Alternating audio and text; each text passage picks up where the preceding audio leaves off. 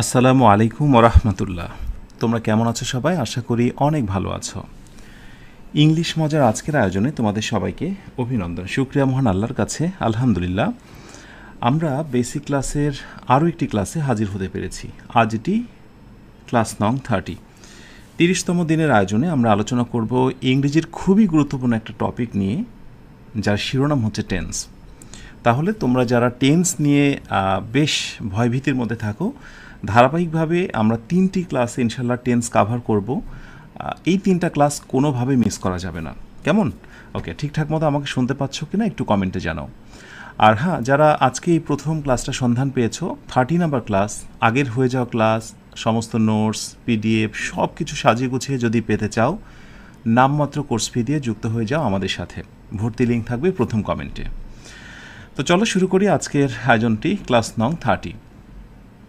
ওকে, শিরোনাম দেখে বুঝতেই পারছো আলোচনা করব টেন্স নিয়ে। শুধু অযৌক্তিক কোনো ক্লাস কমেন্ট করা যাবে না, যেগুলো শুধু যৌক্তিক সেগুলো নিয়েই কথা বলতে হবে। কেমন? টেন্স শব্দটা শুনেই অনেকের মনে ভয় এসে যায়, কিন্তু আসলে টেন্স জিনিসটা কি? আমি যদি এইভাবে লিখি যে tense is related to ... filling in the gap. আমি ধরো একটা ফিলিং ইন দ্য গ্যাপ দিলাম যে tense is related to filling in the gap. এই ধরো আমার একটা ফার্স্ট কোয়েশ্চেন, এবং মজার কথা হলো যে এটা কিন্তু প্রতিযোগিতামূলক পরীক্ষাতে আসা প্রশ্ন। কেমন? সো এই প্রশ্নটা কিন্তু কোথাও না কোথায় এসেছে। সো দেখা যাক যে তোমরা পারছো কিনা। Tense is related to fact, B number image, C number time, D number condition. আপাতত বেসিক কনসেপ্ট তোমাদের রয়েছে কিনা ঝটপট করে একটু আমাকে জানাও দেখি। So tense is related to, tense কার সঙ্গে সম্পৃক্ত? ফ্যাক্ট, ইমেজ, টাইম আর কন্ডিশন। ইমেজ অর কন্ডিশন, বলো দেখি। মাশাআল্লাহ, এই কোয়েশ্চেন আনসার পারা মানে হলো যে টেন্সের বিষয়ে মোটামুটি একটা ছোট্ট হলেও ধারণা রাখো। সেটা হলো tense is related to time, অর্থাৎ টেন্স সময়ের সঙ্গে সম্পৃক্ত। তার মানে টেন্স কথা বলে মূলত সময় নিয়ে। তাহলে আমরা ব্যাপারটাকে যদি আরেকটু সহজ করে বলি, তাহলে ব্যাপারটি এরকম দাঁড়াচ্ছে যে টেন্স ইজ ইকুয়াল টু হচ্ছে টাইম, অর্থাৎ যেটাই টেন্স সেটাই হচ্ছে টাইম। কি মনে থাকবে? তাহলে টেন্স দেখে টেনসিত, অর্থাৎ চমকে যাওয়ার কোনো কারণ নেই। টেন্স মানে মূলত একটা সময়। এবার আমি তোমাকে যদি প্রশ্ন করি সময় মূলত কত ধরনের, তো সময় মূলত কত ধরনের এটার কথা বললে আমার স্বাভাবিকভাবেই ছোট্ট একটা সময় সংক্রান্ত খুবই গুরুত্বপূর্ণ একটা কোটেশন মনে পড়ে যায়। দেখি তোমাদের কারো এই কোটেশনের সঙ্গে কারো সম্পৃক্ততা রয়েছে কিনা। সেটা হলো, আমরা ইয়েস্টারডে একটা কোটেশন দিচ্ছি, yesterday is history, yesterday is history, comma, এরপরে বললাম tomorrow, tomorrow is mystery. Okay, আর এরপরে বললাম and today, today is a GIFT, gift. এই কোটেশনটা, এই উক্তিটা না আমার চমৎকার, অনেক বেশি ভালো লাগে। ইয়েস্টারডে ইজ হিস্ট্রি, গতকাল হচ্ছে ইতিহাস, টুমোরো ইজ মিস্ট্রি, আর আগামীকাল হচ্ছে রহস্যতে ভরা, and today is a gift, আর আজ হচ্ছে একটি উপহার। সো আজকের এই দিনটাকেই কাজে লাগাও। তো এখানে আমি অলরেডি একটা মজার কথাও বলে দিয়েছি কোটেশনের সাথে সাথে, সেটি হলো ইয়েস্টারডে সময় দেখো, সময় হচ্ছে গতকাল, টুমোরো মানে আগামীকাল, এবং টুডে আজ। সময় মূলত এই 3 প্রকার। সময় মূলত এই 3টি সময়, গতকাল, আজ এবং আগামীকাল। আর টেন্সও ঠিক এই 3টা জিনিস নিয়ে কাজ করে। টেন্স সময় নিয়ে কাজ করে, টেন্সের কাজ হচ্ছে সময় নিয়ে কথা বলা, আর সময় মানে ইংরেজিতে সময় হচ্ছে এই 3টা, ইয়েস্টারডে, টুমোরো আর হচ্ছে টুডে। এখন যেটাকে আমরা সাধারণ ইংরেজিতে বলি ইয়েস্টারডে, আমি একটু নোটস করছি এখানে, তোমরা একটু খেয়াল করো। যেটাকে আমরা ইয়েস্টারডে বলছি, ইয়েস্টারডে, আরেকটি হচ্ছে টুমোরো, এবং আরেকটি হচ্ছে টুডে। এইগুলোর ইংরেজি মোটামুটি আমরা সবাই জানি। তো গ্রামারিয়ানরা বলছে যেটাকে ইয়েস্টারডে বলা হচ্ছে সেইটাকে গ্রামারি ভাষায় বলা হচ্ছে পাস্ট, অন্য কথায় পাস্ট টেন্স, মানে অতীত সময় সংক্রান্ত টেন্স। ওকে, যেটাই ইয়েস্টারডে সেটাই মূলত পাস্ট টেন্স। যেটাকে আমরা বলছি টুমোরো মানে আগামীকাল, টেন্সের ভাষায় গ্রামারি ভাষায় সেটাকে বলা হচ্ছে ফিউচার, সেটাকেই বলা হচ্ছে ফিউচার। আগামীকাল একটা ফিউচার টেন্স। ওকে, আর যেটা বলছি টুডে আজ, সেটি হচ্ছে প্রেজেন্ট টেন্স। ওকে, তার মানে এখান থেকে মজার একটা জিনিস আমরা পেয়ে গেলাম, আমরা সাধারণ বাংলা অথবা ইংরেজিতে যে কথাগুলো বলি গ্রামারি ভাষায় সেগুলো একটু ভিন্ন নাম রয়েছে, এগুলোই হচ্ছে মূলত টেন্সের প্রকার। তাহলে আমরা যদি এখন বলি টেন্সেস আর অফ বেসিকলি কত প্রকার বলো তো? Are of dot dot kinds.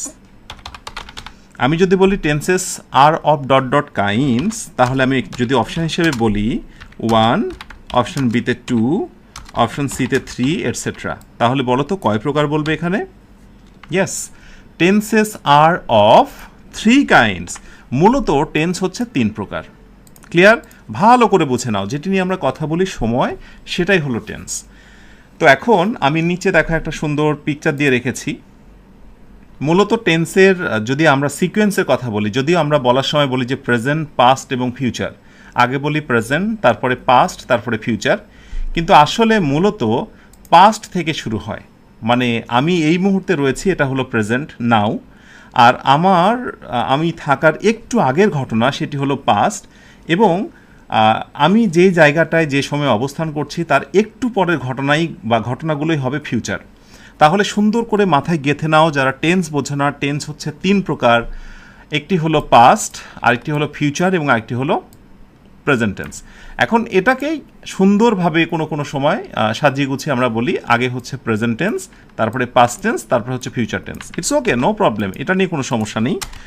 যে যেমন খুশি তেমন বলুক, টেন্সের 3টা প্রকার তোমার মাথায় থাকলেই হবে। এবং সাথে সাথে এটাও যেন মাথায় থাকে যে প্রেজেন্ট মানে বর্তমানের ঘটনাগুলোকে বোঝাবে, পাস্ট মানে অতীতের ঘটনাগুলোকে বোঝাবে, আর ফিউচার মানে হলো ভবিষ্যতের ঘটনাগুলোকে বোঝাবে। এটি থাকবে তো মাথায়? ওকে, ব্যাস। এইবার আমরা টেন্সের সঙ্গে বাংলাকে একটু মেলানোর চেষ্টা করব।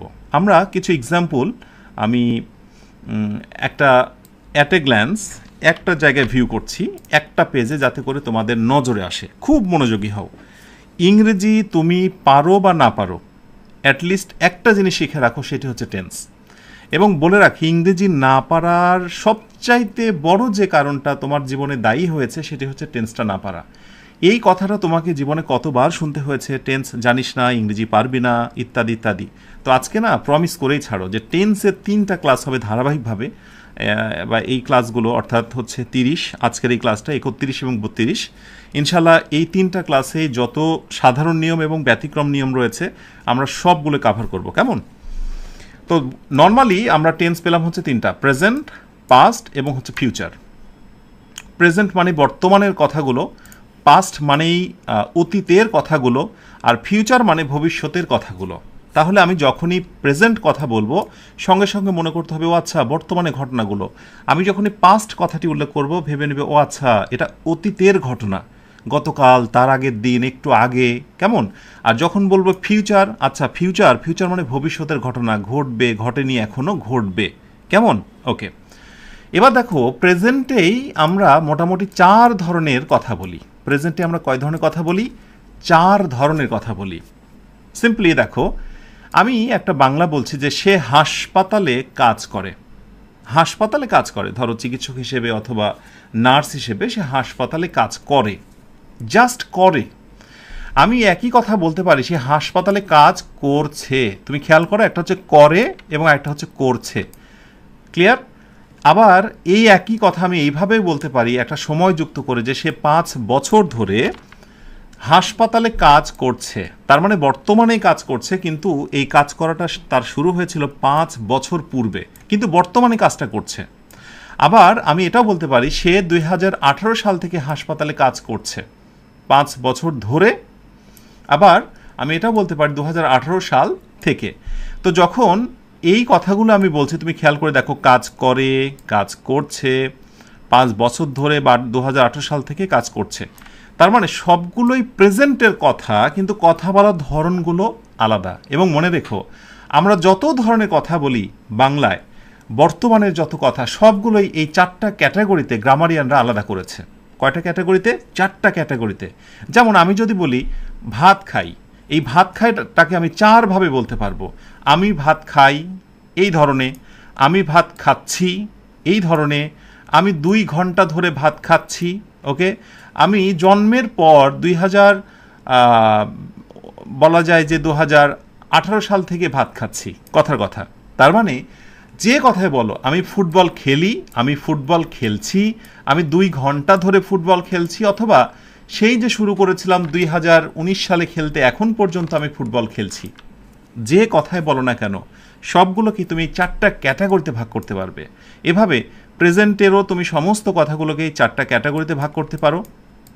আবার একইভাবে পাস্টেরও, অতীতের সমস্ত কথাগুলোকে তুমি 4টা ভাগে ভাগ করতে পারো, এবং ফিউচারেরও যত কথা আছে তুমি সবগুলোকে 4টা ভাগে ভাগ করতে পারো। সো এখান থেকে একটা বিষয় মাথায় ঢুকিয়ে নাও, যেহেতু আমরা 4 ধরনের কথা বলি, এই জন্য টেন্স হচ্ছে মূলত প্রেজেন্ট টেন্স 4 প্রকার, পাস্ট টেন্স 4 প্রকার, এবং ফিউচার টেন্স 4 প্রকার।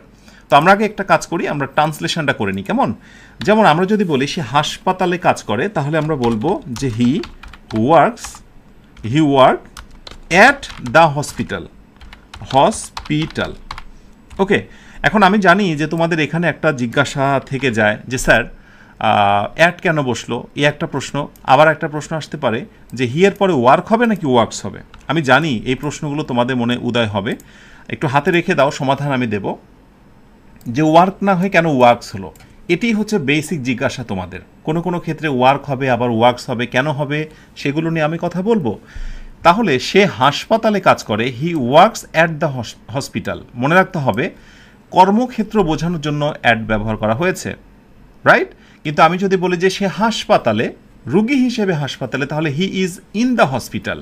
He is in the hospital, কিন্তু হসপিটালে কাজ করে, so he works at the hospital. Well, so কর্মক্ষেত্র হিসেবে হলে অ্যাট হয়, আর যদি সেটা হাসপাতাল অর্থে হয়, রুগী রাখা দেখা, তাহলে ইন হয়। এগুলো নিয়ে বিস্তারিত অনেক কথা পরে বলা যাবে। ব্যাস, তাহলে he works at the hospital. একটা কাজ করি, এটাকে আমি একটু অন্য কালার দিই যাতে করে তোমাদের চোখে পড়ে, আর এসটাকে আমি একটু আলাদা করে দিই, বিশেষ একটা ঘটনা আছে তাই। এবার আসো, খুব মনোযোগ দিয়ে ক্লাসটা করো। সে হাসপাতালে কাজ করছে, দ্যাট মিনস চলমান।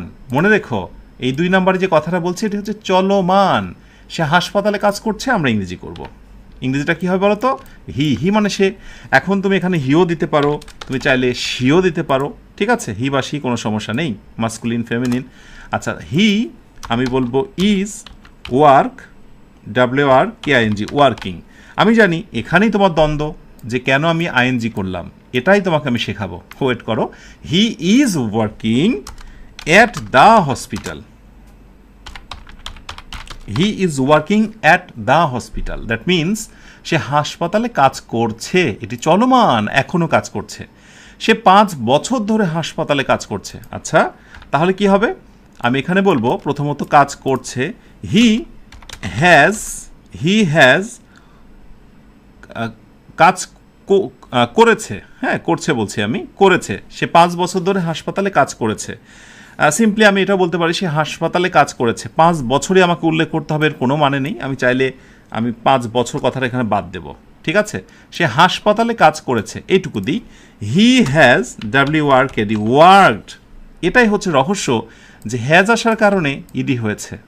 রহস্যের জায়গা হচ্ছে তোমাদের এইগুলো, জানতে চাওয়ার জায়গা হচ্ছে তোমাদের এইগুলো। আমি শেখাবো, একটু ওয়েট করো। হি হ্যাজ ওয়ার্ক, কোথায়? At the hospital. হসপিটাল, সে হাসপাতালে কাজ করেছে। ওকে, এবার আমি যখন বলবো যে 2018 সাল থেকে সে হাসপাতালে কাজ করছে, চলমান, তখন আমি এখানে লাগাবো কি বলো তো? আমি এখানে লাগাবো হি হ্যাজ বিন। এগুলো জানতে হবে, আমি শেখাবো তোমাকে। হি হ্যাজ বিন, এরপরে হচ্ছে working. He has been working, কোথায় কাজ করছে? অ্যাট দ্য হসপিটাল, হাসপাতালে কাজ করছে। কত সাল থেকে? 2018 সাল থেকে। তো এখানে এই সিন্স এবং ফরের একটা ব্যবহার লক্ষণীয়, কোনো কোনো ক্ষেত্রে সিন্স বসে, কোনো কোনো ক্ষেত্রে ফর। কখন সিন্স কখন ফর সেটা আমি তোমাদের শেখাবো। তবে যখন আমরা নির্দিষ্ট কোনো সালের কথা বলি তখন সিন্স ইউজ করতে হয়, যেখানে আমরা থেকে অর্থ ইউজ করি, থেকে বা হতে। সো 2018 সাল থেকে, সো সিন্স 2018 সাল থেকে। আমি শুধু প্রেজেন্টের মধ্যে আছি, প্রেজেন্টের বিষয়টা একটু ক্লিয়ার করি তোমাদের। তাহলে আমরা প্রেজেন্টের এই কথাগুলোকে 4 ভাগে বিভক্ত করেছি। প্রেজেন্টের এই প্রকারও হচ্ছে 4 প্রকার। তো প্রথম প্রকারের নাম কি বলো তো? ব্যাস, প্রথম প্রকারের নাম হচ্ছে প্রেজেন্ট ইনডিএফআইএনআইটি, ইনডিফিনিট। প্রথমটার নাম হচ্ছে প্রেজেন্ট ইনডিফিনিট, আমি ব্র্যাকেটে লিখে দিচ্ছি, ঠিক আছে? প্রেজেন্ট ইনডিফিনিট, ওকে। এরপর দ্বিতীয় প্রকারের নাম কি বলো তো? যেহেতু চলমান, এটা হচ্ছে কন্টিনিউয়াস, কন্টিনিউয়াস, ওকে। সো চলমান কাজগুলো হচ্ছে কন্টিনিউয়াস, আর সে কাজ করেছে মানে সে হাসপাতালে কাজ করেছে, আমি ধরে কথাটা বাদ দিই, সে হাসপাতালে কাজ করেছে, তাহলে কাজটা করার অনুভূতি তার ভিতরে রয়েছে, কাজটা করা শেষ কিন্তু কাজটা সে যে করেছে সেই অনুভূতি বিদ্যমান। তাহলে এই ধরনের ঘটনাগুলোকে বলা হয় পারফেক্ট। এটার নাম কি? এটার নাম হচ্ছে পারফেক্ট, এফইসিটি, ওকে। পারফেক্ট মানে সম্পাদিত, একবারে কমপ্লিটলি শেষ হওয়া। হ্যাঁ, নর্মালি যে পারফেক্ট মানে দক্ষ, সেই একই বানান, কিন্তু পারফেক্ট মানে হচ্ছে পুরা ঘটিত বা সম্পূর্ণরূপে শেষ হয়ে যাওয়া। 2018 সাল থেকে হাসপাতালে কাজ করছে, শুরু হয়েছে অনেক আগে, 2018 সাল অতীতে, আর এখনও চলছে। দ্যাট মিন্স এটা হলো পারফেক্ট কন্টিনিউয়াস, মানে এখানে দুইটা ঘটনা বিদ্যমান থাকবে, একটা চলমান আর একটা পুরা ঘটিত। পারফেক্ট কন্টিনিউয়াস, পারফেক্ট আবার কন্টিনিউয়াস। তাহলে এখানে একটা মজার জিনিস তোমরা শিখলে, সেটা কি জানো? একটু ফিল করো আগে। সেটা হলো যে প্রতিটা টেন্সই হচ্ছে আবার 4 প্রকার: present indefinite, present continuous, present perfect এবং প্রেজেন্ট পারফেক্ট কন্টিনিউয়াস। এভাবে একইভাবে আমি আগামী দিন তোমাদেরকে হাইলাইট করব পাস্ট ইনডিফিনিট প্রথমটা, এরপরে past continuous, past perfect, past perfect continuous. একইভাবে দেখাবো তোমাদের future indefinite, future continuous, future perfect এবং ফিউচার পারফেক্ট কন্টিনিউয়াস, একই ক্যাটাগরি। আজকে আমাদের মূল ফোকাসটা থাকবে প্রেজেন্টের দিকে, কারণ একদিনে যদি আমরা সব দিকে নজর দিই তাহলে সব হারাবো। ক্লিয়ার? সো একেবারে এখন মাথা থাকবে শুধুই প্রেজেন্টের দিকে। ব্যাস, এখন প্রথম নাম্বার একটা টিপস হচ্ছে, ভালো করে এই টিপসটা একটু দেখে রাখো, গুরুত্বপূর্ণ একটা টিপস হচ্ছে, কেউ একটা বাক্য তোমাকে দিল এবং দিয়ে বলল যে বলো তো এটা কোন টেন্স, এটা কিন্তু বলে। তাহলে সেই বাক্যটার ফার্স্টে কোথায় নজর দেবে তুমি জানো? প্রথমেই তুমি নজর দেবে হচ্ছে ভার্বের জায়গায়। মনে রেখো, ভার্বের জায়গাতে তুমি নজর দেবে, প্রথমেই তুমি ভার্বের জায়গায় নজর দেবে। এবং একটা মজার জিনিস তুমি লক্ষ্য করে দেখো, প্রতিটা বাক্যের প্রায় সবগুলো জায়গাতে কিন্তু একই আছে, শুধু ভার্বের জায়গাতেই কিন্তু পরিবর্তন। তার মানে এখান থেকে একটা বিষয় প্রমাণিত, টেন্স চেনা যায় ভার্বে নজর দিয়ে। ওকে, সো আমি ফোকাস যেটা দেব, যে টেন্স আইডেন্টিফাইড হয় যেটা, সেটা হচ্ছে ভার্ব দিয়ে। যেমন আমি এর আগে তোমাদের একটা কথা লিখেছিলাম যে টেন্স ইজ ইকুয়াল টু কি বলো তো? মনে আছে? টেন্স ইজ ইকুয়াল টু হচ্ছে টাইম। আর এখন লিখলাম যে টেন্স ইজ ইকুয়াল টু হচ্ছে ভার্ব। তার মানে টাইম, সময়টাই হচ্ছে মূলত ভার্ব, সময়টাই হচ্ছে মূলত এই ভার্ব। অর্থাৎ একটা ভার্বকে তুমি কিভাবে ব্যবহার করছো এটাই কিন্তু তোমাকে বলে দিবে যে তুমি কোন সময়ে, কোন মোমেন্টে, কোন মুহূর্তে তুমি একটা কথা বলছো। সুতরাং আমার টিপস হচ্ছে এটাই যে তোমাকে যদি টেন্স চিনতে হয় তুমি ভার্বের দিকে নজর দেবে, মনে থাকবে। এটা হচ্ছে মূল ফাংশন, প্রথম কথা। ওকে, এইবার দ্বিতীয় যে বিষয়টি এসে যায়, প্রতিটা টেন্সের জন্য আলাদা করে একটি স্ট্রাকচার আছে। ওকে, যেটাকে আমরা বাংলায় বলি গঠন, STRUCTUR, স্ট্রাকচার। খুব ভালো করে এই জিনিসটা কন্ট্রোলে রাখতে হয়। যেমন কোনো বাক্য যদি প্রেজেন্ট ইনডিফিনিট টেন্স হয়, ওকে, তাহলে একটা স্ট্রাকচার মনে রাখতে হয়। প্রথমে বসে সাবজেক্ট, এরপরে একটা ভার্ব বসে। এই ভার্বের সঙ্গে কখনো এস অথবা ইএস হয়, অর্থাৎ ভার্ব বসে, আবার কোনো কোনো সময় সেই ভার্বের সঙ্গে এস অথবা ইএস হয়। কখন হয়? এস বাই এস আমি সেটা বলছি। এরপরে তোমার এক্সটেনশন মানে বাকি অংশ, ঠিক আছে? আমার মূল ফোকাস হচ্ছে ভার্ব পর্যন্ত, আর এই অংশটুকুর নাম হচ্ছে এক্সটেনশন। সাবজেক্ট, এরপরে হচ্ছে ভার্ব, কোনো কোনো সময় ভার্বের সঙ্গে এস বাই এস হয়। ওকে, তাহলে এখানে জাস্ট একটা ছোট্ট জিনিস তোমরা মনে রাখো, এই নোটটা তোমরা একটু করে রাখতে পারো। সেটি হচ্ছে যদি আমরা কখনো হি, শি, ইট অথবা এনি নেম, আমরা যদি কোনো নাম ব্যবহার করি, নাম, তাহলে পরবর্তীতে ভার্বের সঙ্গে এস বা ইএস হয়ে যায়, ভার্বের সঙ্গে এস বা ইএস হয়ে যায়। এই ছোট্ট নোটটা একটু করে রাখো।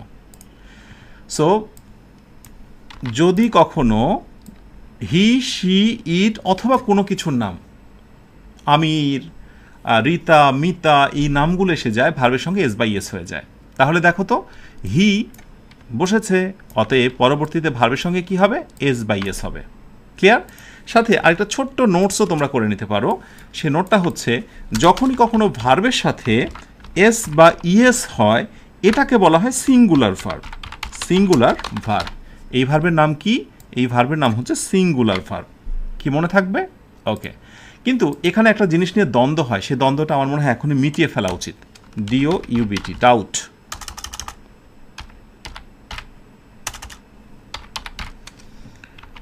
আমি শিরোনামটা দিলাম হচ্ছে ডাউট নামে। হ্যাঁ, ডাউট দিয়ে শিরোনামটা কি দেখো, শিরোনামটা হচ্ছে, একটু খেয়াল করো তোমরা, যদি আমরা কখনো নাউনের সাথে এস বা ইএস যুক্ত করি, তার নাম হচ্ছে প্লুরাল। এটা অনেকে গুলিয়ে ফেলে, যেহেতু বেসিক ক্লাস আমাকে ছোট ছোট জিনিসগুলো দিতে হচ্ছে। নাউনের সঙ্গে এস বা ইএস থাকলে তাকে বলবো আমরা প্লুরাল। আমরা যদি একটু উদাহরণ দিই, তাহলে আমি যদি বলি হচ্ছে বুক মানে বই, একটা নাউন, এর সঙ্গে আমি যদি এস দিই বুকস, ওকে। এরপর ডগ মানে হচ্ছে কুকুর, এর সঙ্গে একটা এস দিলাম ডগস, ওকে। আমি বললাম পেন, পেনের সঙ্গে একটা এস দিলাম পেন্স। সো নাউনের সাথে যদি এস বা ইএস যুক্ত হয়, তাহলে সেটার নাম হয়ে যায় প্লুরাল। অথচ আমরা যদি ভিএস দিই, হ্যাঁ, মানে হচ্ছে যাতে করে তোমরা ভিএস, দ্যাট মিনস হচ্ছে কি বলে এটাকে, বনাম।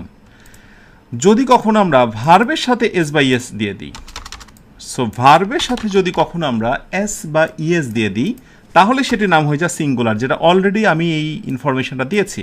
সো সেটির নাম হয়ে যায় সিঙ্গুলার। ওকে, তাহলে এটি মনে রেখো যে ভার্বের সঙ্গে এস বাই ইএস, সেটিকে বলা হয় সিঙ্গুলার। যেমন আমরা হয়তো বা কোনো সময় গোজ বলতে পারি, এই যে গোজ।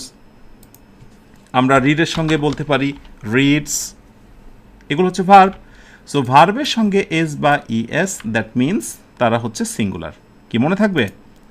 আশা করি এই সহজ জিনিসটা আর কখনো ভুলে যাবে না। তাহলে আমরা চমৎকার করে এই গঠনটা মনে রেখে দেব যে প্রেজেন্ট ইনডিফিনিট টেন্স মানেই হচ্ছে এস বা ইএস। ক্লিয়ার? এরপর আমরা পরবর্তী স্ট্রাকচারে আসি। পরবর্তী স্ট্রাকচার হচ্ছে প্রেজেন্ট কন্টিনিউয়াস।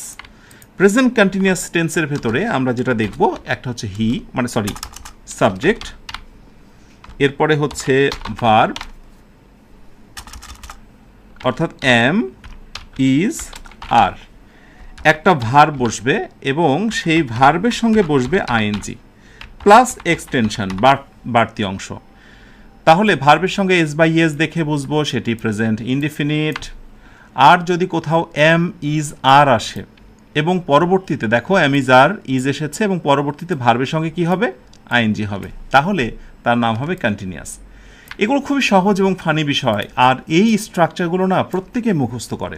আমি করেছি বলে আমি পারছি, যে ইংরেজি ভালো পারে তার কিন্তু এগুলো কন্ট্রোলে আছে। তার মানে টেন্সের এই স্ট্রাকচারগুলোই কিন্তু তোমাকে মুখস্থ করতে হবে, কেমন? এবং আমি বলবো যাদের মনে থাকে না, রিডিং টেবিলের সামনে ছোট্ট একটা জায়গা থাকলে নোটসগুলো করে একটু সেখানে ঝুলিয়ে রেখো, ব্যাস। এই হলো স্ট্রাকচার। এখন কোনো কোনো সময় যদি এই প্রশ্নটা করা হয়, তুমি একবার ভাবো তো, মানে ছোট প্রশ্নগুলোই কিভাবে প্রতিযোগিতামূলক পরীক্ষা আসে তুমি একটু খেয়াল করো। ধরো এরকম বলা হলো যে they are dot dot me. এখন অপশান হিসেবে বলছে যে they are dot dot to me. এখন তুমি কি এখানে কাম দেবে নাকি অপশান বিতে কামিং দেবে? ছোট্ট অপশান, খুবই সহজ অপশান। একটু বলো তো এই কোশ্চেনের আনসারটা তুমি কি দেবে? খুব আত্মবিশ্বাস নিয়ে তুমি বলবে যে দে আর আছে, আমার স্ট্রাকচারে আর, এর পরবর্তীতে একটা ভার্ব অবশ্যই বসবে এবং সেই ভার্বের সঙ্গে কি হবে, আইএনজি হবে। তার মানে শতভাগ আত্মবিশ্বাস নিয়ে তুমি বলবে যেখানে অবশ্যই আইএনজি হবে। ইয়েস, এটাই হচ্ছে শেখা, যে তুমি এটা জেনেছো যে অ্যামিজারের শর্ত হলো তার পরবর্তী ভার্বের সঙ্গে আইএনজি হয়। এবং মনে রাখো, যে ভার্বগুলোর সঙ্গে আইএনজি হচ্ছে, যে ভার্বগুলোর সঙ্গে এস বা ইয়েস হচ্ছে, এরা হলো মেইন ভার্ব, মানে প্রধান ভার্ব। আর এই যে অ্যামিজার যেগুলো বসাচ্ছি মেন ভার্বের আগে, এগুলোর নাম হচ্ছে অক্সিলারি ভার্ব বা হেল্পিং ভার্ব বা সাহায্যকারী ভার্ব। আর এটার নাম হলো মেইন ভার্ব বা প্রধান ভার্ব। ঠিক আছে, এগুলোই তো, এর থেকে বেশি কঠিন কিছু না রে বাবা। কেমন? সো অ্যামিজার পরবর্তী ভার্বের সঙ্গে অবশ্যই কী হবে, আইএনজি হবে। এটা একটা কমন ধারণা, অ্যামিজার ভার্বের সঙ্গে কী হবে, আইএনজি হবে। এবার নাম্বার 3-তে আসো, প্রেজেন্ট পারফেক্টের মধ্যে এবার প্রবেশ করবো আমরা। সো ফার্স্টেই আমরা একটি স্ট্রাকচার দেখে নিই। কেমন স্ট্রাকচারটা কি? প্রথমে বসবে সাবজেক্ট, সাবজেক্টের পর একটু কষ্ট করে মনে রাখতে হবে হ্যাভ অথবা হচ্ছে হ্যাজ। এখন কোথায় বসে অ্যাম, কোথায় বসে ইজ, কোথায় আর, কোথায় হ্যাভ বা হ্যাজ, অথবা কোন ভার্ব কোন সব ক্ষেত্রগুলোতে এস বা ইয়েস হয় ইত্যাদির আমি চমৎকার লিস্ট একটু পরে তোমাদের সঙ্গে শেয়ার করছি। কেমন? সাথে থাকো। সাবজেক্ট, হ্যাভ, হ্যাজ, এরপর দ্বিতীয় তুমি যে মেইন ভার্বটা নিচ্ছ, এগুলো হচ্ছে অক্সিলারি ভার্ব, সাহায্যকারী ভার্ব। এই সাহায্যকারী ভার্ব বলছে যে আমার পরে একটা আপনাকে মেইন ভার্ব, প্রধান ভার্ব বা প্রিন্সিপাল ভার্ব নিতেই হবে, এবং সেই ভার্বের হবে V3 মানে কি, পাস্ট পার্টিসিপল। তোমাদের মনে আছে আমি প্রথম দিকে কনজুগেশন অফ ভার্বস দিয়েছিলাম, একটা ভার্বের 3টা রূপ, এই যে গো, ওয়েন্ট, গন, ডু, ডিড, ডান। এই যে মুখস্থ করতে বলেছিলাম কনজুগেশন অফ ভার্ব, আমি আজকের দিন আবার বলবো, যদি কন্ট্রোলে না থাকে দয়া করে একেবারে মুখস্থ করে নিও। কেমন? তাহলে হ্যাভ, হ্যাজ, এরপরে V3 প্লাস এক্সটেনশন, যা খুশি বাকি বসে বসুক, রাইট? এবং দেখো হি, ওকে ডান, এরপরে হ্যাজ, ওকে হ্যাজ, এরপরে V3 ওয়ার্ক, না কি হয়েছে, ওয়ার্কড, ওকে, এরপর হচ্ছে এক্সটেনশন। তাহলে বলো তো, ধরে নিলাম তুমি আগে জানতে না, বুঝতে না, এখন আমি তোমাকে যদি একটা বাক্য দিই, যে ধরে এরকম একটা বাক্য দিলাম, I have dot dot rice. So option এতে বললাম হচ্ছে ইট, অপশান বিতে হচ্ছে ইটেন। বলো তো কোন আনসারটাকে রাইট বলবে? খুবই সহজ, এই হলো সাবজেক্ট, তারপরে বসেছে হ্যাভ, ওকে। সো এরপরে আমরা ভার্বের সঙ্গে কি করব, ভার্বের পাস্ট পার্টিসিপল করব। So eat ate eaten. এই যে আত্মবিশ্বাস নিয়ে তুমি এখন বলতে পারছো না, this is called the real learning. এই ছোট ছোট পদক্ষেপগুলোই তোমাকে টেন্সের গভীরতম নলেজে প্রবেশ করতে সাহায্য করবে। ও হ্যাঁ, আরেকটি কথা বলি, আমি তো এখন টেন্সের একেবারে বেসিক বিষয়টা নিয়ে কথা বলছি। একটু পরেই এই 4টা টেন্সেরই 4টা প্রকারেরই দেখবে আমি ব্যতিক্রম বা এক্সেপশনাল যে রুলসগুলো আছে সেগুলো আমি তুলে ধরবো। এখন এক্সেপশনাল বা ব্যতিক্রম রুলসগুলো যেগুলো প্রতিযোগিতামূলক পরীক্ষা আসে বা বিভিন্ন জায়গাতেই তোমার লাগবে, ফ্রি হ্যান্ড রাইটিং, স্পোকেনে, সেগুলো তুমি কিভাবে ধরতে পারবে? অবশ্যই বেসিকগুলো ভালো করার মাধ্যমে, রাইট? আচ্ছা, সো এই হচ্ছে প্রেজেন্ট পারফেক্ট টেন্সের একটি স্ট্রাকচার। এবার আরেকটি লাস্ট স্ট্রাকচার রয়েছে আমাদের, সেটা কি বলতো? সেটা হলো present perfect continuous. So present perfect continuous মানে প্রথমে হচ্ছে সাবজেক্ট, সাবজেক্টে পরে একটা হ্যাভ অথবা হচ্ছে হ্যাজ, এর সঙ্গে যুক্ত হবে বিন, অর্থাৎ হ্যাভ বিন অথবা হ্যাজ বিন, অক্সিলারি ভার্ব, এরপর একটা মেইন ভার্ব যুক্ত হবে, সেই ভার্বের সঙ্গে হবে আইএনজি। অনেকে বলে, যারা প্রথমত ইংরেজি প্রথম দিকে শুরু করে, স্যার এত স্ট্রাকচার, এত রুলস আমি কিভাবে মনে রাখবো? তখন আমি অনেক শিক্ষার্থীকে বলি, কিছু শিক্ষার্থী থাকে না যে ফোন নাম্বার দেখা যায় খুব দ্রুত সে সেভ করতে পারে বা একটা ইনফরমেশান দ্রুত নোট করতে পারে, তো আমি তাকে বলি যে তুমি এত দ্রুত কিভাবে এই ইনফরমেশানগুলো চেঞ্জ করছো বা এটা পারছো কীভাবে? তো বলে স্যার এটা হয়ে যায়। তা আমি বলি যে এইটা তুমি পারো যেমন সহজ মনে হয়, এই জিনিসটাও টেন্সের এই বিষয়টা তোমার কাছে সহজ মনে হয়ে যাবে যখন তুমি এটাকে হৃদয় দিয়ে, ভালোবাসা দিয়ে শিখতে চাই, আমি শিখেই ছাড়বো মনে করবে। আজও টেন্স পারো না কেন জানো? কারণ টেন্সটা তুমি শিখবেই, টেন্স না শেখার কারণেই যে তোমার জীবনের এত দুর্গতি, এটা তুমি কখনো ফিল করো না। এখন উদ্যমী হও, টেন্স আমি শিখেই ছাড়বো, কি আছে রহস্য ভেদ করেই নেব, দেখবে টেন্স তোমার কাছে অনেক সহজ হয়ে যাবে।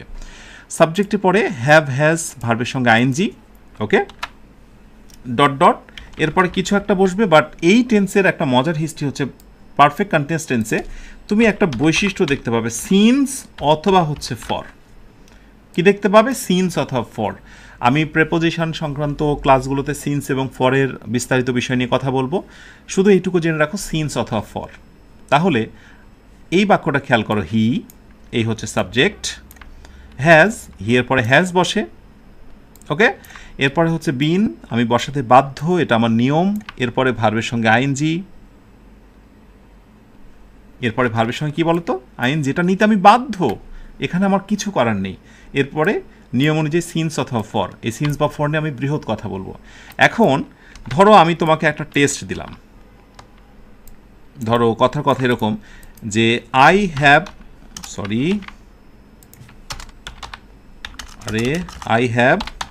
বিন fill in the gap these here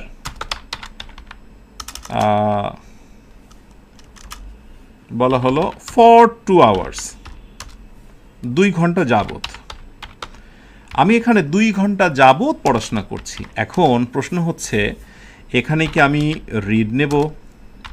option বিতে আমি রিডস নিতে পারবো, অপশান সিতে আমি রিডিং নিতে পারবো, আরও অনেক কিছু। সো তুমি জেনেছো আই অর্থাৎ সাবজেক্ট, এরপরে হ্যাভ, ওকে, হ্যাভ বা হ্যাজ, এরপরে বিন, নিতে আমি বাধ্য, এবং এরপর ডেফিনেটলি পরবর্তী ভার্বের সঙ্গে হবে আইএনজি। সো আমি আত্মবিশ্বাস নিয়ে বলবো C is the right answer, right? So I have been reading.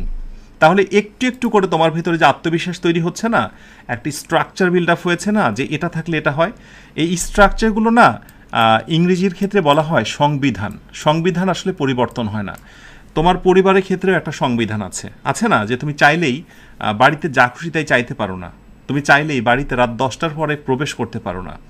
এগুলো হচ্ছে সংবিধান। তো ইংরেজিরও একটা সংবিধান আছে, এগুলো তোমাকে মানতে হবে এবং বুঝতে হবে। এগুলো হচ্ছে কমন স্ট্র্যাটেজি টেন্স চেনার। আশা করি এগুলো বুঝতে পেরেছ। এখন আমরা যেটা করব, ছোট ছোট এই নোটসগুলোকে এখান থেকে সরিয়ে নেব, ওকে? কারণ তাতে করে আমার যেটা হবে, আমার কিছু জিনিস ইনফরমেশান লিখতে সুবিধা হবে, তাই না? আমি এখন আলোচনা করব প্রেজেন্ট ইনডিফিনিট নিয়ে।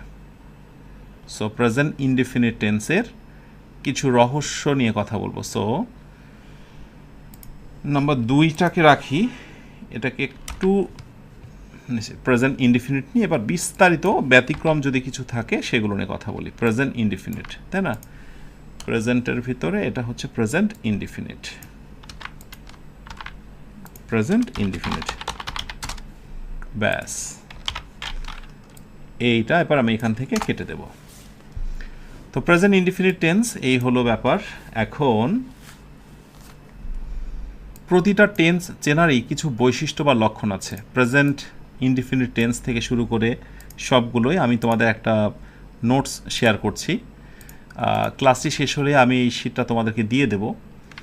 এই যে যদি প্রেজেন্ট টেন্স তুমি চিনতে চাও, তাহলে তোমাকে এই বৈশিষ্ট্যগুলো একটু মুখস্থ রাখতে হবে। এইগুলো যদি কোনো বাক্যতে থাকে তাহলে সেটা প্রেজেন্ট টেন্স হয়ে যায়। প্রেজেন্ট কন্টিনিউয়াস টেন্সে সাধারণত এই বৈশিষ্ট্যগুলো থাকে। প্রেজেন্ট পারফেক্ট টেন্সে এই বৈশিষ্ট্য থাকে। প্রেজেন্ট পারফেক্ট কন্টিনিউয়াস টেন্সে সিন্স বা ফর থাকে। মনে আছে তো?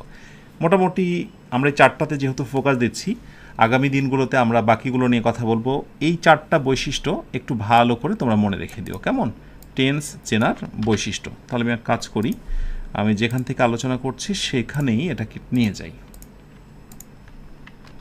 এই টেন্স চেনার বৈশিষ্ট্য, এই চমৎকার সাজানো গোছানো শিটসগুলো তোমরা একেবারেই পেয়ে যাবে পেইড গ্রুপে, ওকে? টেন্স চেনার গুরুত্বপূর্ণ বৈশিষ্ট্য, তার মানে এই বৈশিষ্ট্যগুলো যদি কোথাও থাকে তাহলে সেটা কি হয়ে যায়?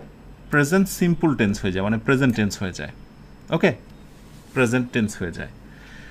তাহলে আমি এখান থেকে একটা কাজ করি, এই দুটাকে বাদ দিয়ে দিই। এই বৈশিষ্ট্যগুলো একটু মুখস্থ রেখো। যেমন ধরো একটা টেস্ট দেওয়া হলো এবং প্রতিযোগিতামূলক পরীক্ষাতে আসছে, ভালো করে একটু খেয়াল করো তো রাইট আনসারটা কী হবে? হি অলওয়েজ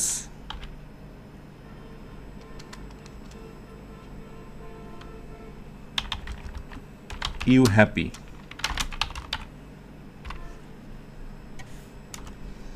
এখন বলা হচ্ছে যে হি অলওয়েজ, এখানে কি মেক্স হবে, বি নাম্বার ইজ মেকিং হবে। এখানে একটা গুরুত্বপূর্ণ বৈশিষ্ট্য আছে, সেটা হচ্ছে অলওয়েজ। এই বৈশিষ্ট্যগুলো মুখস্থ রেখো যে যেহেতু অলওয়েজ আছে তার মানে এটা অবশ্যই হবে সিম্পল প্রেজেন্ট টেন্স। ও হ্যাঁ, আরেকটি কথা বলতে ভুলে গেছি, যেটাই প্রেজেন্ট ইনডিফিনিট সেটাই কিন্তু প্রেজেন্ট সিম্পল। হ্যাঁ, প্রেজেন্ট ইনডিফিনিট অথবা সিম্পল দুইভাবেই দুইটা নামেই ডাকা হয়, দেখে আবার ভয় পেও না। তাহলে এই বৈশিষ্ট্য যেহেতু রয়েছে, সো রাইট আনসার অবশ্যই হবে he always makes you happy, সে সর্বদাই তোমাকে খুশি করে। ওকে, এই বৈশিষ্ট্যগুলোও কিন্তু অনেক সময় টেন্স চেনার ক্ষেত্রে অনেক বেশি কার্যকর। মনে থাকবে? আশা করি অবশ্যই মনে থাকবে। আচ্ছা, এবার একটা গুরুত্বপূর্ণ টেস্ট দিই। টেস্টের সাথে সাথেই টেন্সের গুরুত্বপূর্ণ ইনফরমেশনগুলো আস্তে আস্তে করে বের হবে। ধরো আমি একটা বাক্য দিলাম, সেটা হলো যে ইট ইজ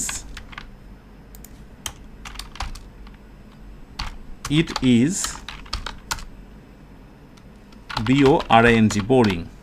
হ্যাঁ, ইট ইজ বোরিং, এটা লেখার পর আমি জিজ্ঞাসা করলাম তোমাদের, আচ্ছা বলো তো ইট ইজ বোরিং এইটা আসলে কোন tense? It is boring, option A বলা হলো যে প্রেজেন্ট ইনডিফিনিট, অপশান বিতে বলা হলো প্রেজেন্ট কন্টিনিউয়াস। কন্টিনিউয়াস। এখন অনেকেই একটা ধারণা করে ফেলে যে স্যার আপনি তো একটু আগে একটি স্ট্রাকচার শিখিয়েছিলেন যে অ্যামিজার এরপর যদি আইএনজি থাকে ভার্বের সাথে তাহলে সেটা কন্টিনিউয়াস টেন্স হয়ে যায়, এবং তাই কিন্তু গণহারে অনেকেই এটাকে প্রেজেন্ট কন্টিনিউয়াস টেন্স বলে থাকে। কিন্তু না, এখানে বুঝতে হবে ইংরেজিতে এরকম অনেক শব্দ রয়েছে যেই শব্দগুলোর সাথে জন্ম থেকে আইএনজি আছে। এগুলোর আমি লম্বা একটা লিস্ট আমি দিয়ে দেবো যারা পেড গ্রুপে আছো। যেমন ধরো বোরিং, অ্যামিউজিং, অ্যাস্ট্রোনাইজিং, সারপ্রাইজিং, এই শব্দগুলো বেসিক্যালি হচ্ছে ভার্ব নয়, এই শব্দগুলো হচ্ছে মূলত অ্যাডজেক্টিভ। সুতরাং যদি কোথাও তোমরা এম, ইজ অথবা আর, হ্যাঁ সাধারণত আই এখানে বসে না এই আইএনজি যুক্ত শব্দগুলোতে, ইজ আর বা বি ভার্ব যেটা বলি, এরপর যদি এমন কোনো ওয়ার্ড থাকে যে ওয়ার্ডের সাথে আইএনজি লাগানো আছে, মনে রেখো এইগুলো মূলত হচ্ছে অ্যাডজেক্টিভ শব্দ। হ্যাঁ, এটা থাকলে তার নাম হয়ে যাবে প্রেজেন্ট ইনডিফিনিট। সূত্রটা মনে রেখো, কঠিন লাগতে পারে কিন্তু আমি একটু সহজ করে দিই আবার ব্যাপারটা, যে it is amazing, it is boring, এগুলো দেখতে কন্টিনিউয়াস টেন্সের মনে হলেও এটা মূলত হচ্ছে প্রেজেন্ট ইনডিফিনিট। এটা বিরক্তিকর, এটা ভার্বই নয় যে ভার্বের সঙ্গে আমি আইএনজি করেছি, কেমন? সুতরাং কিছু কিছু ক্ষেত্রে রুলস কোনো কোনো সময় বিশ্বাসঘাতকতা করতে পারে, এটা তোমাকে অবশ্যই জানতে হবে। যেমন আমি যদি বলি, যেমন হি is working, he is working, এই বাক্যটা আর এই বাক্যটা এক নয়। ইজের পরে আইএনজি আর এখানে ইজের পরে আইএনজি এক ঘটনা নয়। এখানে আইএনজিটা হয়েছে ভার্বের সাথে, ওয়ার্ক শব্দটা ভার্ব, তার সাথে হয়েছে আইএনজি। কিন্তু প্রক্ষান্তরে বোরিং মানে শব্দটা আলাদা নয়, দুটা মিলেই একটা শব্দ। এখানে হচ্ছে ওয়ার্ক প্লাস আইএনজি, আর এখানে বোর প্লাস আইএনজি, আসলে এরকম নয়, শব্দটাই মূলত হচ্ছে বোরিং, একটাই শব্দ। সুতরাং এই জায়গাগুলো একটু নজর রেখো, প্রতিযোগিতামূলক পরীক্ষাতে বিভিন্ন জায়গাতে আমি দেখেছি প্রশ্নগুলো আসে ঘুরে ফিরে। ওকে, সো প্রেজেন্ট সিম্পল টেন্সের ভিতরে এই প্রশ্নটা একটু বিরাজমান। আচ্ছা, আরেকটি প্রশ্ন সিম্পল টেন্স থেকে আসে, আমি যেটা আসতে দেখি সেটা হলো, যেমন আমি বলবো এই হচ্ছে নেক্সট কোয়েশ্চিন। ধরো হচ্ছে তোমাদেরকে বলি যে হি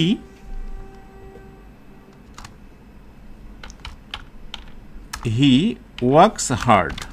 একটু ভালো করে দেখো, he works hard, WORKS, he works hard. প্রশ্ন হলো হি ওয়ার্কস হার্ড এটা কি টেন্স?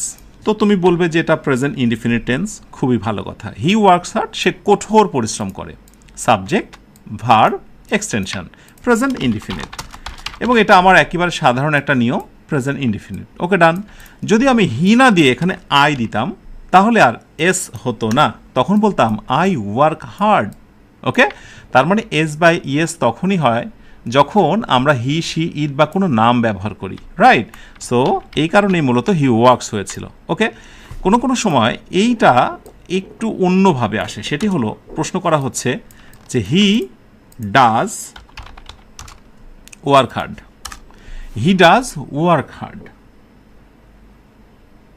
এখন প্রশ্ন হচ্ছে এই দুটি বাক্যের মধ্যে কোন বাক্যটা রাইট, যে বলা হলো যে চুজ দ্য কারেক্ট আনসার। দুইটা বাক্যের ভিতরে কোন বাক্যটা রাইট, কেউ কি বলতে পারো? বলো দেখি, চুজ দ্য কারেক্ট আনসার বা সেন্টেন্স। এখন অনেকেই মনে করতে পারে যে ডাজ কেন বসেছে ওয়ার্কের পূর্বে। ওকে, আমি একটু বলে দিই, হি ওয়ার্কস হার্ড, সে কঠোর পরিশ্রম করে, এই বাক্যটাও রাইট। আবার একই সাথে আমরা যদি বলি হি ডাজ ওয়ার্ক হার্ড, সে কাজই মানে সে কি বলে কঠোর কাজই করে, একটু ফোর্স দিয়ে জোর দেওয়া, সে কঠোর কাজই করে মানে কাজটাকে অনেক বেশি ফোর্স দেওয়া। এই যখন তুমি জোর দিতে চাও, ইমফ্যাসিস করতে চাও, সেটাও কিন্তু তুমি করতে পারো। সো এটাও রাইট। তাহলে এখানে একটা নতুন আমরা নোট লিখে নেব। সেই নোটটা কি বলো তো?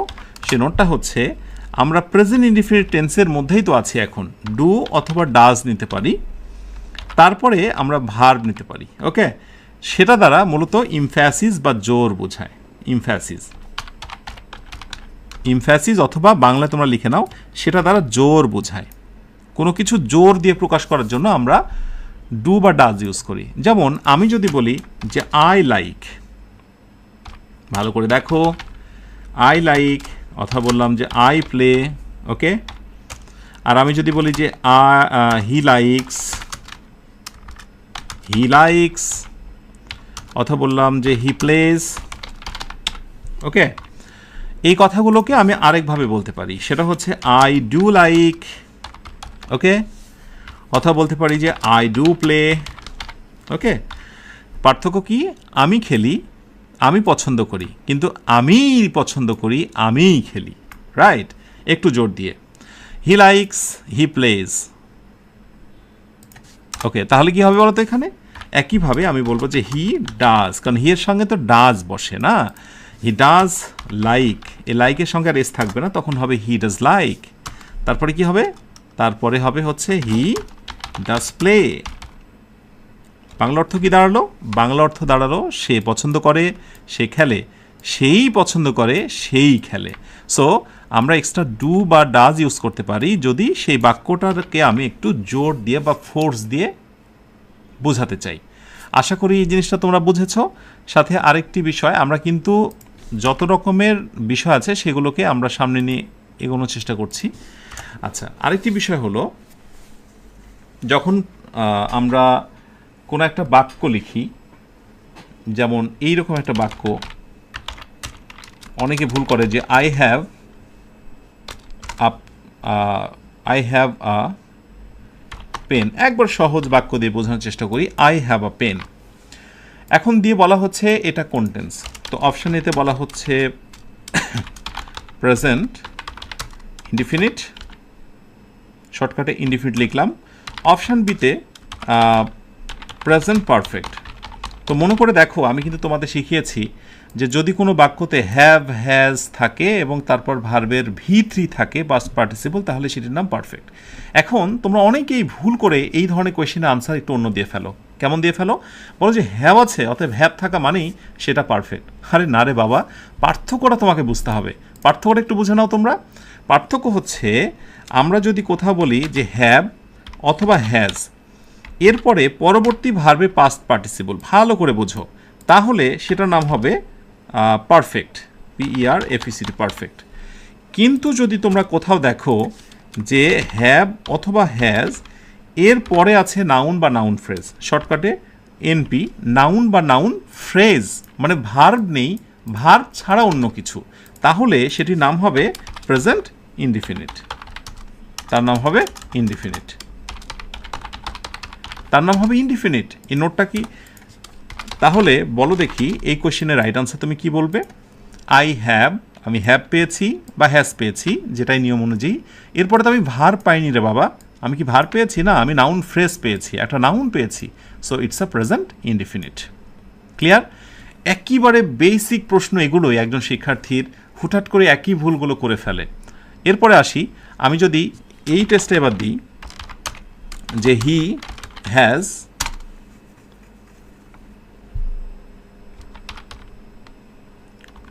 হি completed the task, he has completed the task. এইবার আমার মনে হয় আর তুমি রাইট আনসার দিতে একটুও দেরি করবে না, কারণ তুমি জেনে গেছো হ্যাভ বা হ্যাজ যদি থাকে এরপর ভার্বে পাস্ট পার্টিসিপল, ওরে বাবা কোনো কথা নেই, এটার নাম হচ্ছে পারফেক্ট। ইয়েস, এই যে নিজের ইচ্ছায় তুমি পেরেছো, দিস ইজ কল কনফিডেন্স। এই কনফিডেন্সটাই তোমাকে টেন্স ভালো করে শিখতে, টেন্সের খুঁটিনাটি বিষয়গুলোর ভিতরে যে ইন্দ্রজাল সেগুলো তোমাকে কাভার করতে সাহায্য করবে, রাইট? আর আমি যদি বলি he has a task, he has a task, তার একটা কাজ আছে, হি হ্যাজ আ টাস্ক। এইবার ধরো আমি বললাম হি হ্যাজ আ টাস্ক, এটাও হ্যাজ এটাও হ্যাজ, পার্থক্য কোথায়? হ্যাজের পরে পাস্ট পার্টিসিপল, অতএব পারফেক্ট বলেছি আমরা।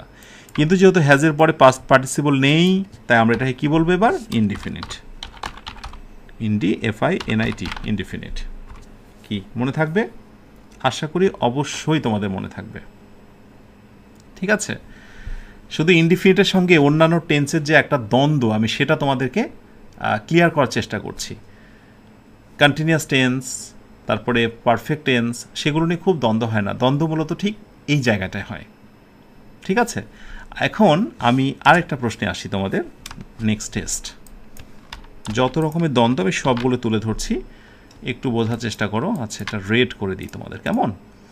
আচ্ছা, ধরো একটা প্রশ্ন দিচ্ছি আমি, যে আওয়ার ক্লাস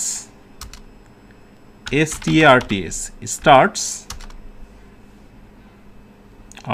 বলা হলো অ্যাট 10 AM। আমাদের ক্লাস শুরু হয় নাকি শুরু হবে সকাল 10টায়, বলো তো?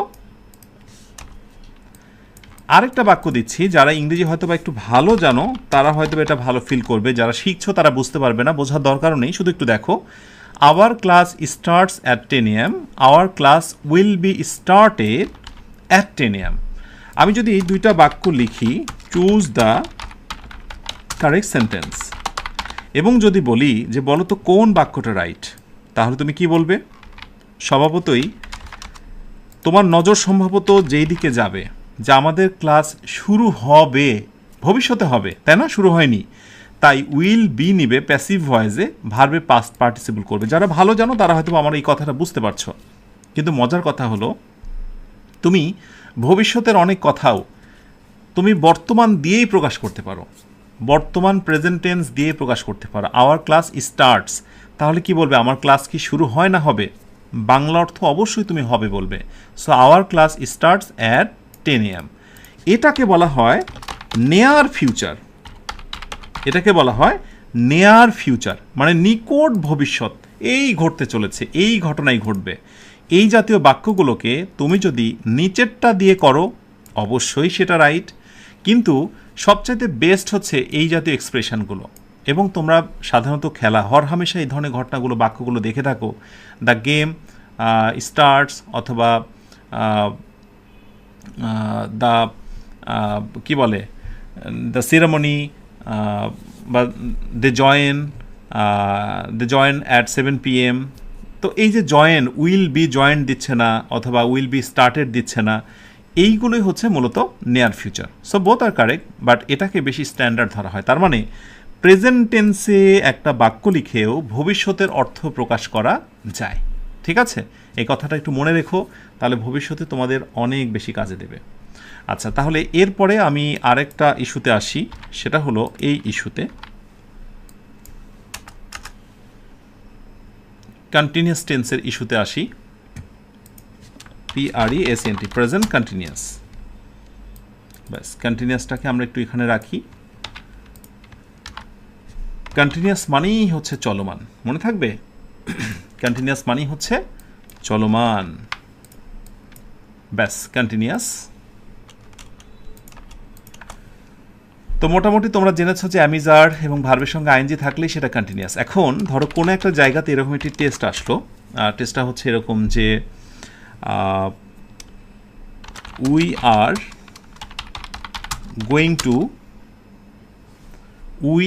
Going to open a shop. Okay, we are going to open a shop, আমরা একটা দোকান খুলতে যাচ্ছি। We are going to open a shop, আমরা একটা দোকান খুলতে যাচ্ছি।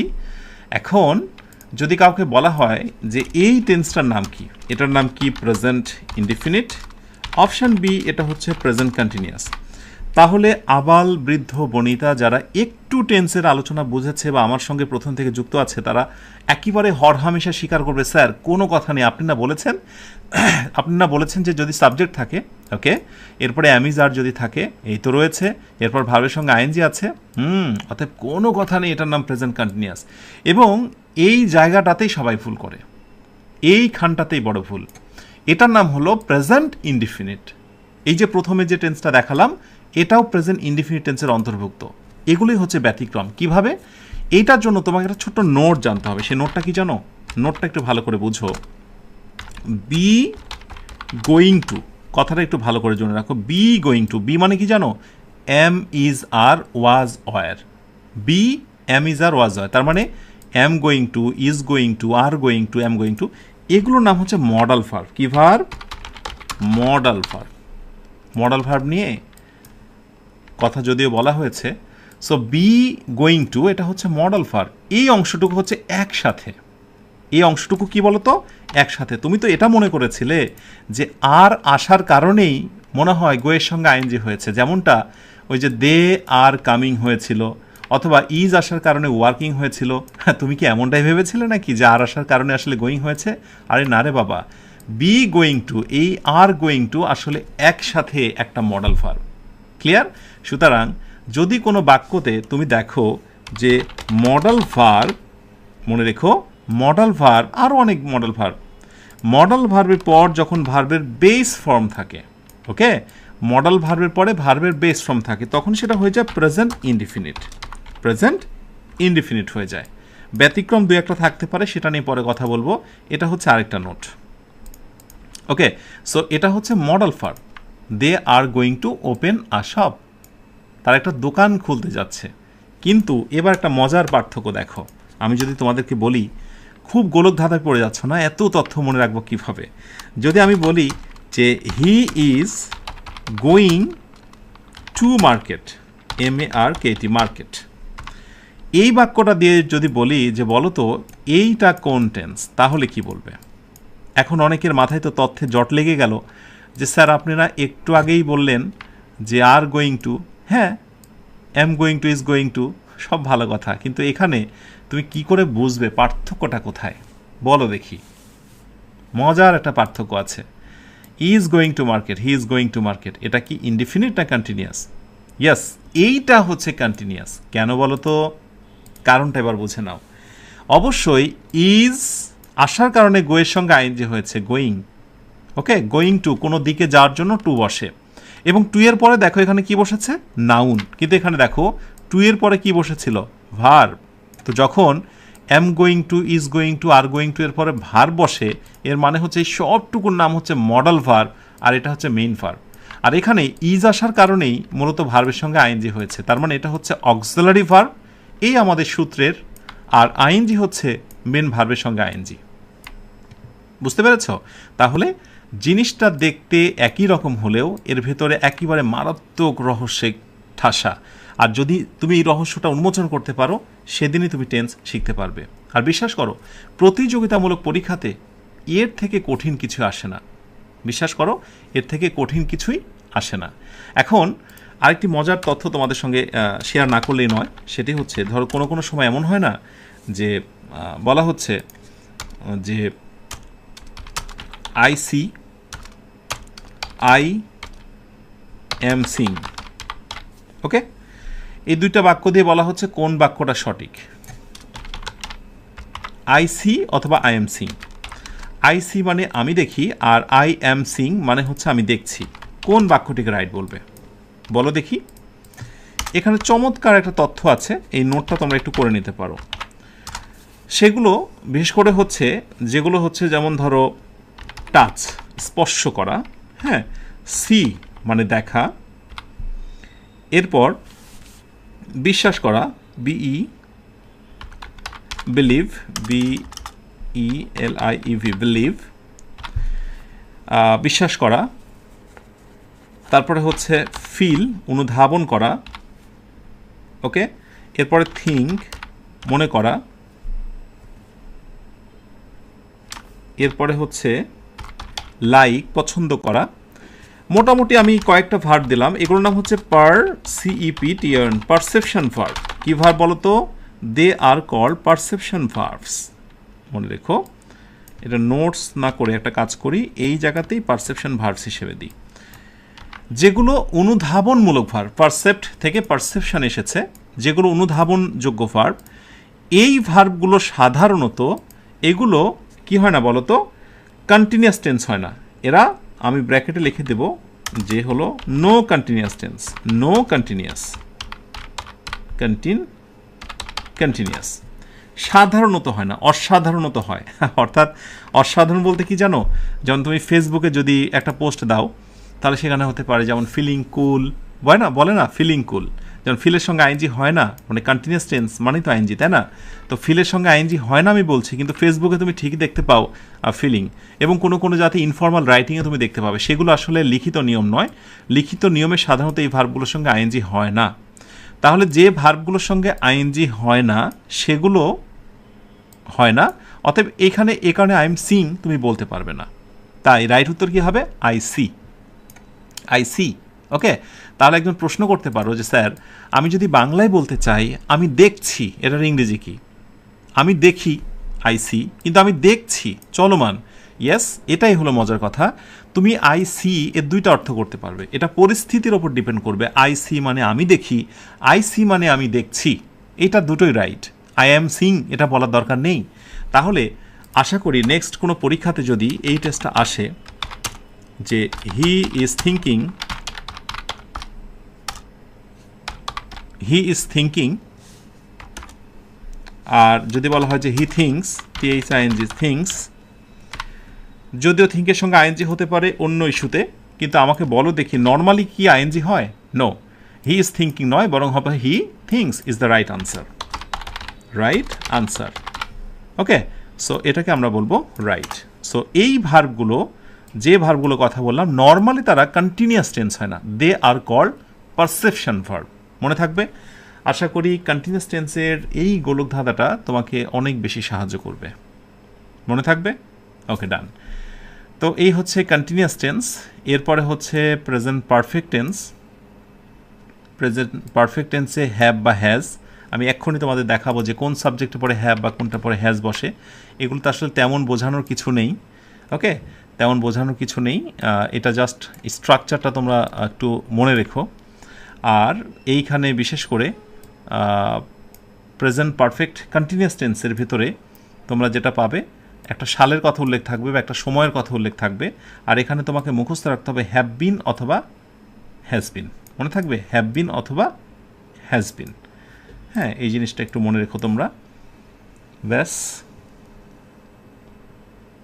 এই মোটামুটি হচ্ছে প্রেজেন্ট টেন্সের ভিতরে গোলক ধাঁধা। এবার আমি তোমাদেরকে আরেকটা জিনিস তোমাদেরকে শেখাবো, সেটি হচ্ছে আমি প্রথম থেকে সকল তথ্যগুলো একটু করে নিই। সেটা হচ্ছে প্রেজেন্ট ইনডিফিনিট টেন্সের। প্রেজেন্টের ভিতরে he works at the hospital. একটু খেয়াল করো, আমরা পুরো আলোচনাটাকে সাম আপ করছি, সামারি। এই জায়গাটায় মনোযোগ থাকা জরুরি।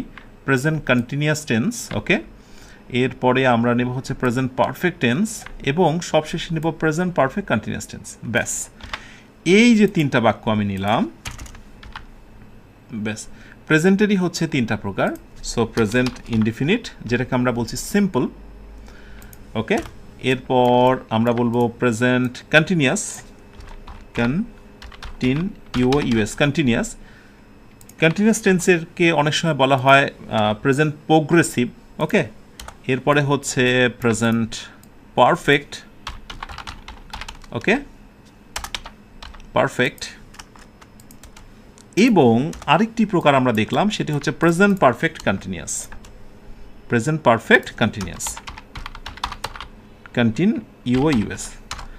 কন্টিনিউয়াস। হাজারো শিক্ষার্থীর একটা প্রশ্ন থাকে, অনেক সময় আমাকে অনেকে জিজ্ঞাসা করে, অনেকেই বলে যে স্যার এত স্ট্রাকচার আপনি কিভাবে মনে রাখেন? হ্যাঁ, তো আমি সেই গোপন রহস্যটা আমি তোমাদের বলছি। আসলে একজন শিক্ষক, শুধু আমি নয়, যে কোনো শিক্ষকই যখন আচ্ছা কাজী একজন প্রশ্ন করেছো কাজী মন যে সিন্স বা ফর নিয়ে এলোমেলো হয়ে যায়। ইটস ওকে, আমি সেটা সমাধান দেবো একটা ক্লাসে, আমি প্রিপোজিশন ক্লাসে সেটা নিয়ে বিস্তারিত কথা বলবো, কেমন? তো অনেকেই বলে যে স্যার আপনি এত রুলস কিভাবে মনে রাখেন। আমি তাদের জ্ঞাতার্থে বলে রাখি যে একজন শিক্ষক যখন উনি কোনো স্ট্রাকচার বলেন বা স্ট্রাকচারের কথা বলেন যে সাবজেক্ট এরপরে ভার্বের সঙ্গে এস বাই এস, এর মানে কি জানো? এর মানে হচ্ছে এই স্ট্রাকচার লেখার আগেই ওর ভিতরে একটা সেন্টেন্স তৈরি হয়ে যায়। হি ভার্বের সঙ্গে এস বাই এস, তার মানে হচ্ছে হি ইটস রাইস অথবা he works at the hospital. Well, তার মানে একটি বাক্য বলার সাথে সাথে ওটার নেপথ্যে একটা স্ট্রাকচার তৈরি হয়ে যায়। এবার আমরা এই বাক্যটাকে দুইটা ফর্মেটে দেখব, একটা হচ্ছে নেগেটিভ ফর্ম এবং আরেকটি হচ্ছে ইন্টারোগেটিভ ফর্ম। এটা জানা খুব জরুরি, এটার মধ্য দিয়েই বলা যায় যে এই আলোচনা পূর্ণতা আসবে। একটু খেয়াল করো সবাই, তাড়াহুড়ো করা যাবে না। বেসিক ক্লাসের এই আয়োজন তোমার জীবনের জন্য শেষ একটা কি বলবো,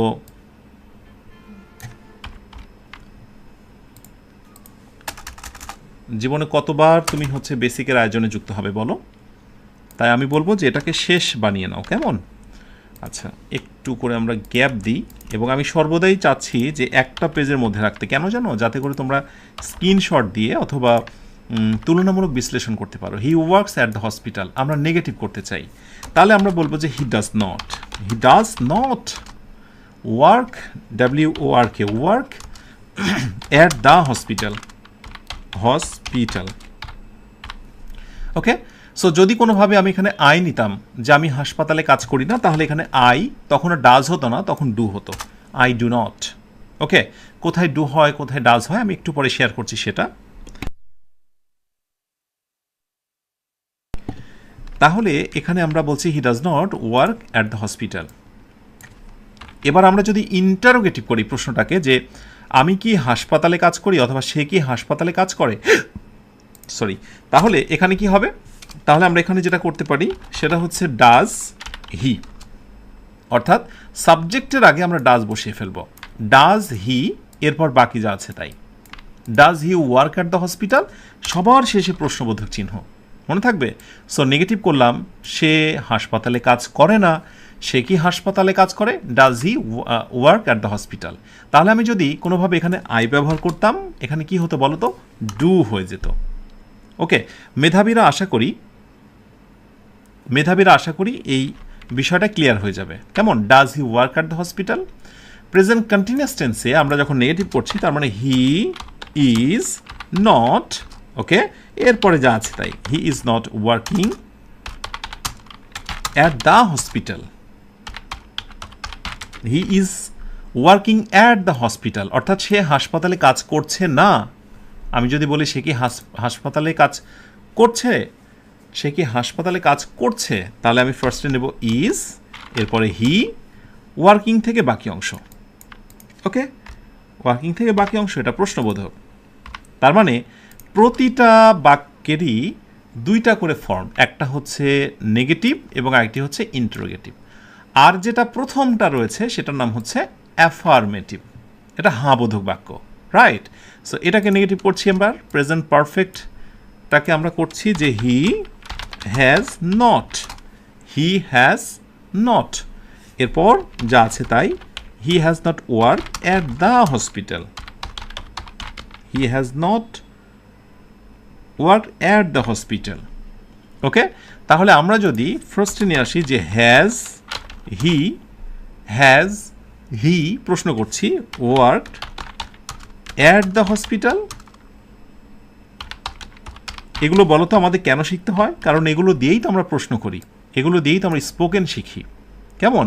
বা কেউ কনভারসেশনের সময় কথাগুলো বলছে, এগুলোই তো আমরা লিখি, তাই না? So has he worked at the hospital, সে কি হাসপাতালে কাজ করেছে। আর প্রেজেন্ট পারফেক্ট কন্টিনিউয়াস টেন্সের ক্ষেত্রে আমরা কি করতে পারি নেগেটিভ, যে হি হ্যাজ নট বিন। একটু মনে রাখতে হবে, হ্যাজ বিন নট অনেকে ভুল করে দিয়ে ফেলে, কিন্তু হবে হ্যাজ নট বিন, অর্থাৎ দুইটা অক্সিলারি ভার্ব যখন থাকে নটটা বসে মাঝখানে, এটা একটা অক্সিলারি ভার্ব, এটা একটা auxiliary verb. So he has not been working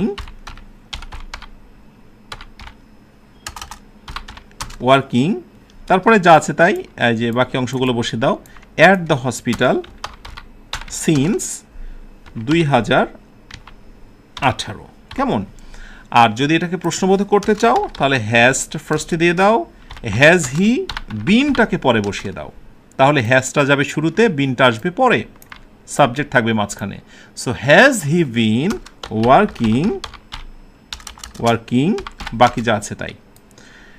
well, এগুলোর মধ্য দিয়ে আমি বোঝানোর চেষ্টা করেছি যতগুলো বাক্যই আমি শিখবো বা শেখাবো সবগুলোরই হচ্ছে 2টা করে গুরুত্বপূর্ণ ফর্ম মনে রাখা খুব খুব জরুরি।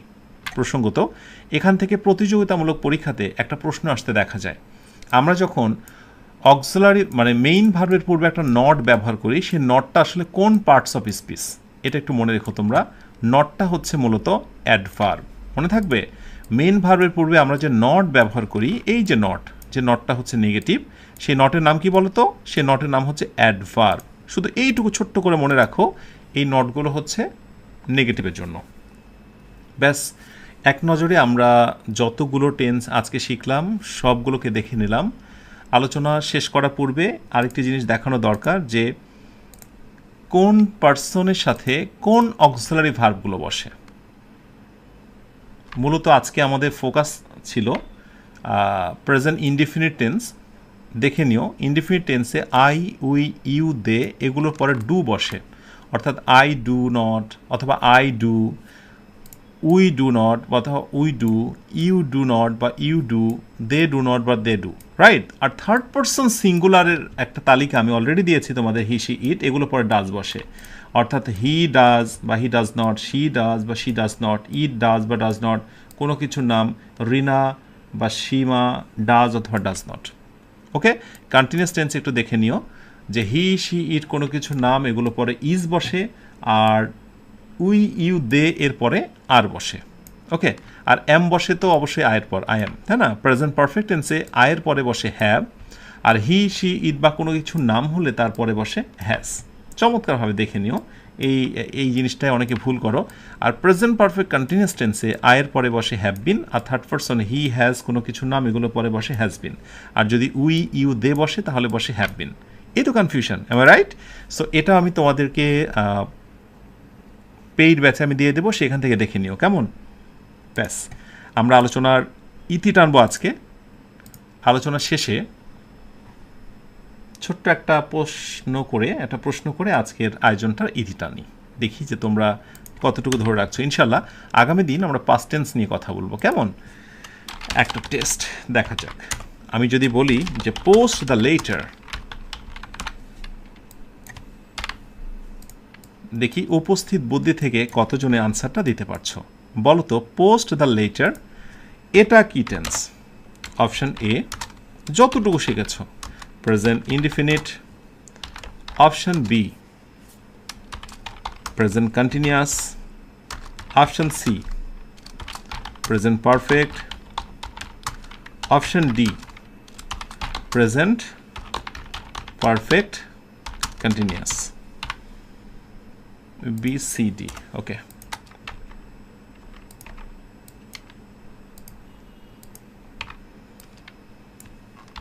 শেষ ভালো যা সব ভালো তার, এমন সুন্দর একটি অনুভূতি নিয়ে শেষ করতে চাই আজকের ক্লাসটি। বলো দেখি, পোস্ট দ্য লেটার এটা আসলে কোন tense? Present indefinite, present continuous, present perfect নাকি প্রেজেন্ট পারফেক্ট কন্টিনিউয়াস? মাশাআল্লাহ, একজনের চমৎকার আনসার পেয়েছি। অন্তরা ইসলাম একটা চমৎকার কথা বলেছে। আমি যখন তোমাদেরকে সেন্টেন্স শিখিয়েছি সেখানে দেখো আমি বলেছিলাম যখন কোনো সেন্টেন্স ভার্ব দ্বারা শুরু হয়, বেসিকলি ভার্ব প্লাস এক্সটেনশন, এর নাম কি বলো তো? একটু মনে করে দেখো, ইম্প্যারেটিভ সেন্টেন্স, মনে আছে? Imperative sentence. আর পৃথিবীতে যত ইম্প্যারেটিভ সেন্টেন্স আছে, পোস্ট দ্য লেটার, চিঠিটি ডাক বাক্সে ফেলো, এটা কিন্তু ভার্ব দ্বারা শুরু, বাকি অংশ। সো এটাকে আমি বলবো ইম্প্যারেটিভ সেন্টেন্স। আর imperative sentence is equal to কি বলতো? Present indefinite. যত ইম্প্যারেটিভ সেন্টেন্স আছে সবগুলো প্রেজেন্ট ইনডিফিনিট। সো যারা প্রেজেন্ট ইনডিফিনিটটাকে রাইট আনসার দিতে পেরেছ তোমাদের সবাইকে অভিনন্দন। এই তো আলোচনা, এই ধরনের বিষয়গুলোই বেসিকলি তোমার পরীক্ষা আসবে। এরপর প্রচুর পরিমাণে প্র্যাকটিস দরকার। স্ট্রাকচারটা মাথায় রেখে দিও, present indefinite tense, present continuous, present perfect continuous. পুরো আয়োজনটি কেমন এনজয় করেছো, কী কী শিখেছো, অনুভূতি জানাও। আর অবশ্যই আগামী ক্লাস অ্যাটেন্ড থাকবে, পাস্ট টেন্স নিয়ে আমরা অনেক গুরুত্বপূর্ণ তথ্য দেবো ইনশাআল্লাহ। ক্লিয়ার? তাহলে শেষ করে আজকের আয়োজনটি তোমাদের সবার কমেন্টের দিকে নজর রেখে শেষ করছি আজকের আয়োজনটি ইনশাআল্লাহ। আগামী দিন ক্লাস 31-এ আমরা আবারও হাজির হব তোমাদের সুন্দর দিনের প্রত্যাশায়। তোমরা যেন জীবনের আগামীর দিনগুলো শুধু ইংরেজি না জানার কারণে ব্যর্থ না হও, ইংরেজি যেন কোনো ভয়ের একটি বিষয় না হয়, সেই ব্যাপারটাই মূলত আমাদের মূল প্রাধান্য পায় আলোচনায়। ভালো থেকো সবাই, সবার জন্য শুভকামনা রেখে বিদায় চাইছি আজকের এই আয়োজন থেকে। তোমরা সবাই অনেক ভালো থেকো, যে ভালো শেষ নেই। সুখে থেকো, যে সুখে সীমানা নেই। এই অনন্ত শান্তির চিরন্তন প্রত্যাশায় সবাইকে শুভরাত্রি। আসসালামু আলাইকুম ওয়া রাহমাতুল্লাহ।